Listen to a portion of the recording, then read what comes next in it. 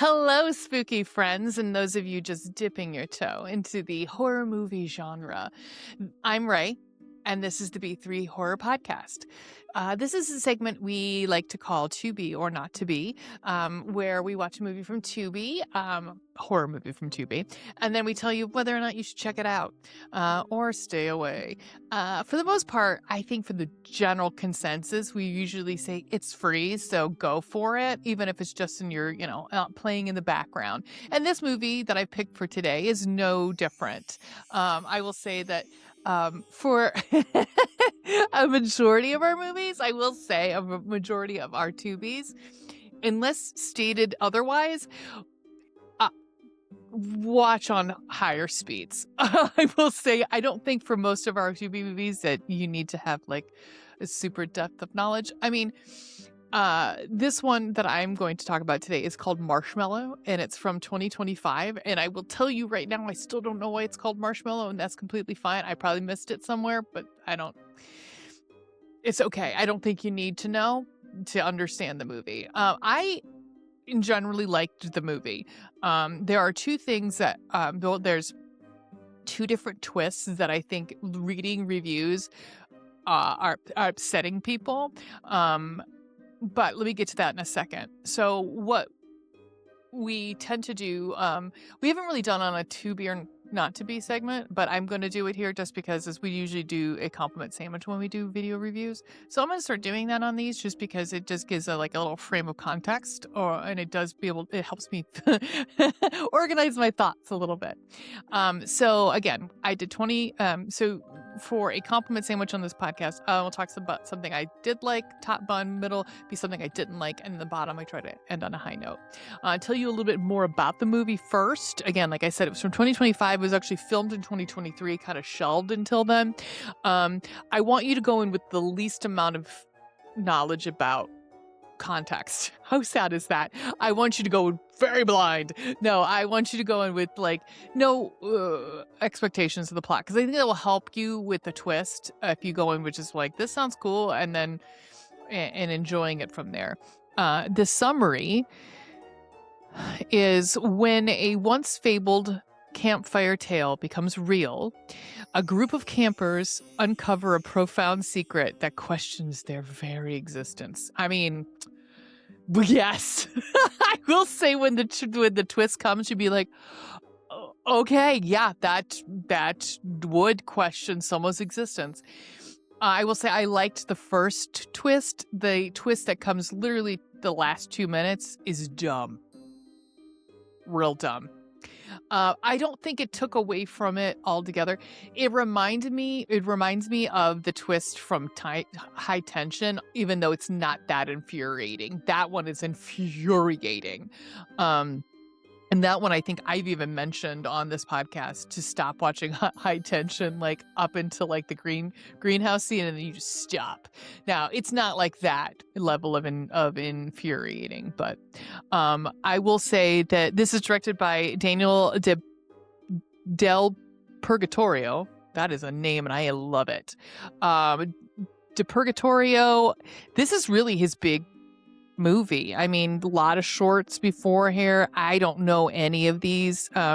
He's been writing, again, a lot of stuff that he's produced, a lot of shorts. But I thought that the directing was great here. Personally, I thought the writing was good too. Yeah, I mean, and the writer is Andy Greskovic. Greskoviak. Guys, I'm trying. For someone with me, my personal name that you guys don't know gets mispronounced constantly, so I get it. But Greskoviak was also wrote Black Friday with Bruce Campbell, which we've done for the show, and we really enjoyed. So, I really enjoyed the writing too. So. Top bun, I would say for this movie is Q Lawrence, who I think it's Quue. Again, I'm so sorry. He's our young boy, Morgan, who gets sent to this summer camp. And I thought he did a fantastic job. I mean, I will say So I'm gonna save like a little bit more about that for the bottom bun. But for here, I'll just say Q Lawrence is really good. I don't know, he hasn't done a ton. Devil May Cry is a TV show that he did one episode of. I mean, not a ton, but again, he's like 13 years old for real. It's like he's a young kid. So for 2011, so maybe yeah, he's in his teens. He's a teen kid. I mean, like, again, they filmed this in 2023 too, so you got to figure that. Like, he was probably 13 when they filmed it, or 12. I thought he handled himself and the material and everything very, very well.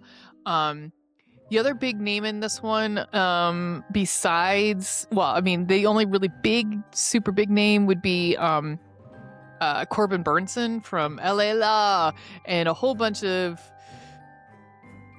right-wing movies right now. I think he's fit into the where Eric Roberts and Ray Wise have just been like, they got money, I need money, here we go. I thought he was actually really good in it. I thought he played, because he plays the grandfather. He's not in this movie he's very beginning and he's out. And I thought he did a good job. But I'm looking through that's the only one I really recognized. Now moving on to the meat, something I would have problems with. One would be the last twist. I thought that was kind of lame. But also some of the adults acting, it was a little rough. But I thought, like, for the most part, all the kids themselves in this held their own, I thought. Yeah, like I said, I think that with the you know, the parts that didn't work as well actually had to do with the adults. But the like I said, that was the meat. That was pretty much like just the acting a little bit and the last twist. I could have done without. And then the bottom one, I started talking about this when I started talking about Q Lawrence, but I thought the conception of this was interesting. Like the concept of, we have a slasher at a summer camp, but it's instead of being like 30-year-olds, pretending to be 16-year-olds, we have legit 13 and 12-year-olds and younger playing these parts. So it was like, you are taking a risk murdering a bunch of children for us to stay on board. And you do, because of a twist that happens that you're like, oh, okay, I see you, movie. Again, this movie has gotten a decent reviews. I mean, it has a 5.7. Now, on IMDb, you know how that works. It could be like 5.7. I've seen everything on the gamut of, like, I've seen 3.2 movies where Ween and I have loved the hell out of it. So I don't know if you can really go by that. I'm pulling up right now Rotten Tomatoes, which gives it a little bit more. 83% critic score and a 74. I would say, honestly, 74 audience score. It seems right. It seems right there. But the concept of a slasher with actual, like, campers. Now, there's not a lot of. It's not really that bloody. Or like there's not a lot of sex in it, luckily, because again, we're talking about children. So gross. So we don't have that, but the fact is that you're taking that concept and you're applying it to a camp setting with, like, it kind of reminiscent of, like, I'm trying to think of another movie that takes place. Well, why do I keep coming back to Addams Family Values in my head? I don't know why. Because I love that movie. That's set in a camp. A summer camp. But yeah, anyhow, I really enjoyed it. So I would say definitely watch. I don't know if it's riff trackable. I don't know if it's riffable. I guess I would say yes, but I don't think it needs it. Honestly, it's not campy enough, I don't think, for the Riff Tracks crew to. It's kind of boring for them, I think. Now we we have 5-point rating, 4-star, 4 categories. Wow, I'll get that right one of these years. From 1 being the least, 5 being the most. Like if you're looking at blood, 1 could be just, like blood and gore. 1 might be like a drop of blood, like Hitchcockian, or it might be, Evil Dead Rise, something like that. So for us, the first category is blood and gore. I'm going to say it's a 1.5 to 2. There's not much here. In fact, I think it was like moderate, which to me, moderate is a little different than what other people think of as moderate. That's the parent guide. And they had mild for this. There is a sex scene between the adult campers, but you don't see anything. And it is very quick. So I would say, be conscious of that. I don't know. We might see her breasts, maybe not. I think she has a bra on, so I don't think there's any nudity, but we do have like a scene in with the 2 adults, like they are not teenagers, they are adults. It's just weird. It's weird showing this at a children's camp. I don't know. I was just kind of like, it really doesn't need to be there, personally, for the rest of the story to round it out. So whatever. But and then let's see. So sex and nudity, fun and Coal Black Hearts, how spooky was it? Honestly, I'm gonna give this a 2 because you are kind of in the dark of what is going on until about 75%. So the thought of like these kids being stalked by like slashers in the woods is terrifying. I mean, and the makeup or the outfit, the costume of these things or these people, these slashers, or your villain or whatever, are like, very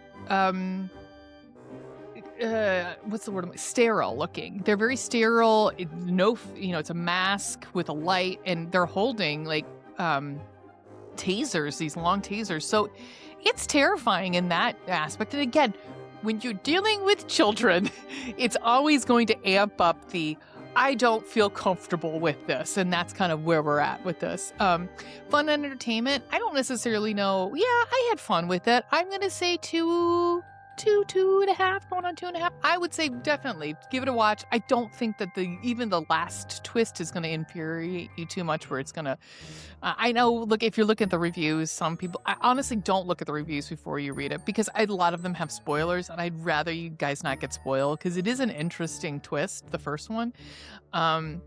So I'm going to recommend totally. But that's Marshmellow from 2025. Again, you can find on Tubi. It's free. For us, you can find us a whole bunch of different places. Look down on our downstairs. Find it.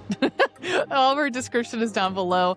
It's the spiel that everyone gives. Like and subscribe. If you like what you see, hit the hype button. Give us some hype points. Check out our website. I try to keep it up to date.